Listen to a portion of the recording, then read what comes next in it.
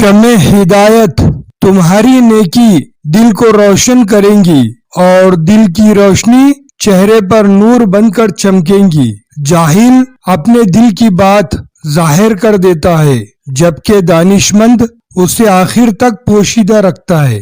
جو شخص ارادے کا پکا ہو وہ دنیا کو اپنے مرضی کے مطابق ڈھال لیتا ہے۔ تمہاری نیکی اور بدی دو درخت ہے، نیکی کا پھل میٹھا اور بدی کا کڑوا ہوتا ہے، ان دونوں میں سے کون سا اچھا ہے اس کا فیصلہ تم بہتر کر سکتے ہو۔ کوئی چیز بذات خود اچھی یا بری نہیں ہوتی، یہ سوچ کا معیار ہے جو اسے اچھا یا برا بناتا ہے۔ عقل سے بڑھ کر کوئی تمہارا رفیق نہیں، تمام عبادتوں سے بڑھ کر مظلوموں اور عاجزوں کی داد رسی کرنا ہے۔ عادت یا تو سب سے بہتر غلام ہوتی ہے یا پھر بدترین آقا۔